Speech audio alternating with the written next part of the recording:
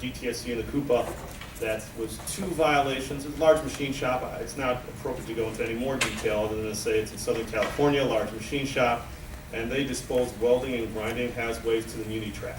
So if you're doing that, stop. But it's noted as a Class 1 violation. The DTSC wanted to the CUPA wanted to fine them $25,000 per day per violation. They too had done this for years and years and years. But since the inspector was only there for the 1 day, saw the trash in the dumpster, they lightened up a bit on them and they didn't threaten, a 7-figure fine. But you know what, in this case, it was a very small client, about 25 employees.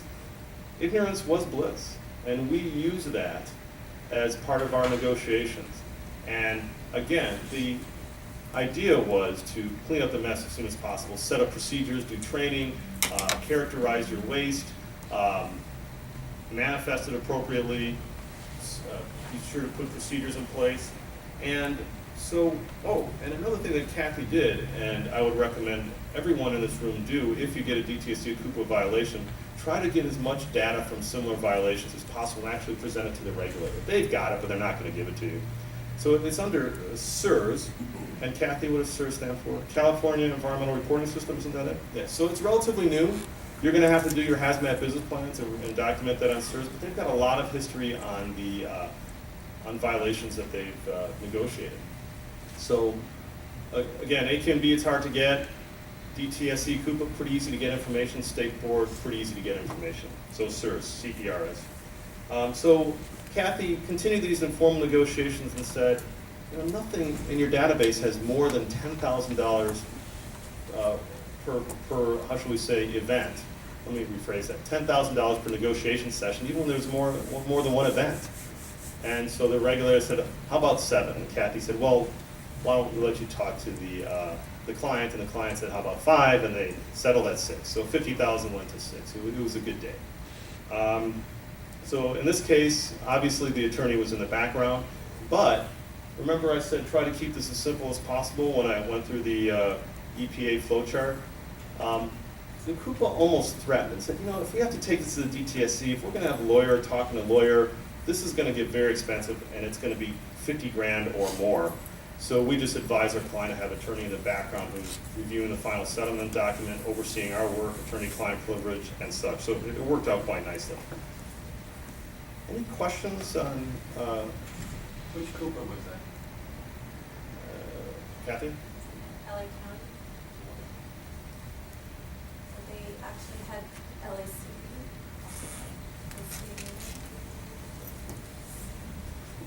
So we have been inundated with numbers and scared straight stories from Terry. So I'm just going to talk about prevention. Now, all of this assumed you have no prevention program, and that doesn't assume anything. Just assumes you got a violation. But we're going to give a precursor of our December 12th session. It's not 13, it's a 12. And when we get together again, I hope you all can make it. We're going to dive into the weeds on how to do audits. Audits in conjunction with regulators, audits just for general operations, environmental audits. So this is the step-by-step process that I've developed for my firm. And it seems to work. We've done at least 50 using these, and some of it is pretty common sense. And you've probably seen this kind of procedure before. So just give it a brief read. And we always recommend obtaining attorney-client protection. And sometimes it's just a matter of routing the proposal through the attorney, and then with each successive audit, you need the attorney's guidance less and less and less. Determine what applies to you. And many facilities may be out of compliance because they didn't realize certain rules apply to them. And there's a lot of resources, and the question was posed to me earlier before we started chatting today, how do I know what applies to my facility? Well, you can talk to folks who've done a lot in your industry, and there's also software tools that sort of walk you through what typically applies to your facility in a region. Now, it's very cumbersome, it's very expensive. We did it for, actually, Goodrich uses Citation Cyber at Dakota. Okay. Yes, Kevin? Also a good place to start are the EPA sector notebooks.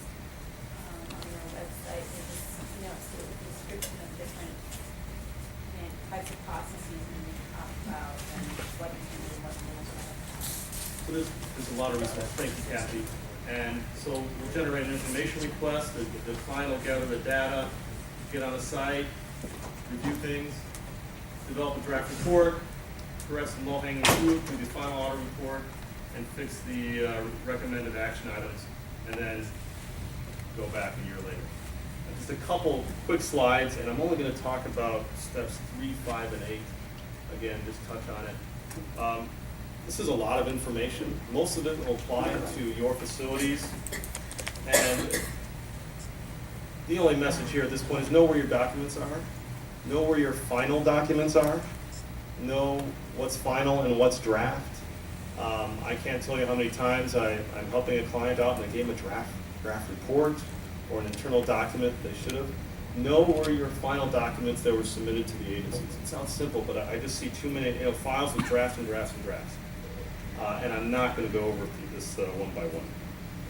Oh, I guess in order to minimize costs, I do recommend that if you're not electronic with your reports, you should probably start doing that. Get everything scanned.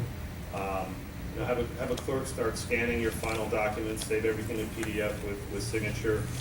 It really saves you time and money when we're transferring documents. If I have to send someone out to site to go through the files, it's much more expensive than saying, okay, here's my FTP site, just upload your documents and we'll start it that way. And then another helpful hint on audits is use what the agencies use. Kathy just alluded to a tool that the EPA provides, and this is actually what the CUPA inspector uses. I always call Santa Fe Springs because I used to work there, and Rich Kelman and Steve Koster and I do a lot of work together. I said, give me your latest inspection sheet. Tell me what you're focusing on these days. And so this is actually what they use. A couple quick examples. And I've realized what I've been doing wrong. I've just been pointing it wrong, so I've got it down now. So record keeping. Do you have a biannual report that's been submitted? Do you have a contingency plan available? This is for those who store hazardous waste and are large quantity generators. And we actually just give this to the client along with the RFI, and as well as any other inspection sheets we're going to use. Say, hey, this is what we're going to be using on site. So call them the appropriate people. And then, let's see. Well, you get the gist. I'm not going to go line by line. But this too is available online. And are you managing your containers correctly that are storing hazardous waste? Are you managing your tanks that are treating hazardous waste appropriately? And then, did you store waste pursuant to how long you're allowed? Did you label everything correctly? So on and so forth. And this is a snapshot of the sample audit report. Again, I want to emphasize that if you say you're going to correct something within a set time, stick to that schedule. It's very important not to show in a trail that may or may not be audited that you didn't do what you said you were going to do. And hot darn, I am on time. I'll do a quick overview. We've got 2 locations. We're in Long Beach and Irvine. I've left some brochures out in the back, and we do compliance, air, water, and waste, multimedia compliance, remediation, and we just acquired a firm that does building science work, lead asbestos. So if you have questions in those issues, give me a call. And so just winding down these strategic compliance thoughts, we did an overview of DTSC, AQMD, and the state board's violation settlements. We didn't really get into EPA, but for one slide. I hope I've helped you understand how the agencies are focusing their energy the past couple of years. We had a nice numbers exercise and on just why we thought they had fewer violations from year to year, and gave you some suggestions on what to do when you get the violation, and then we just touched on auditing. So I hope it helped, and happy to answer any final questions you may have on what we discussed. Yes, ma'am. Can you go through real quickly the major elements of the EPA penalty calculation so that people can try to prevent or mitigate penalties that they might? Terry, do you want to talk about EPA penalty counts? EPA penalty counts are they're set forth. They're set forth in the Federal Register, the Federal Register of the Code of Federal Regulations, and they're calculated by major violations and minor violations. So you can, if you've got a solid chain of custody argument, if you've got an argument of the significance of the penalty, the duration of the penalty, if it's because someone made an errant comment and they really do have the backup data and I could supply that to them, then a major violation can become a minor violation, and the difference in money is significant. So oftentimes, the government, when the government audits a facility, if and we'll talk a lot about this on the 12th, if you don't have the right team to meet the auditor at the facility, and it doesn't look like you can come up with the paperwork quickly, you don't come up with the right answers quickly, the fallback position, you can't blame the government on that. Just say, you know what, I'm sticking with the major violation until you prove otherwise. So that's where I can help. That's where people like Matt and I can help in terms of going to your facility, pulling the documents that we need to show the EPA investigator and say it really should be 0 or mined. What kind of fine values? Is it comparable to the health and safety code violation maximums that we saw here? Yeah, like for instance, that facility in Van Nuys, they did have a fire suppression system that's manned 24 hours a day by an outside facility in the area, their satellite accumulation area, where they put their tanks out of the way as part of their production process. The person that toured with the auditor was not the person that should have ever said anything to anyone in that capacity. And so he said, I don't think so. But I pulled the information. There was an intercom system there. It worked.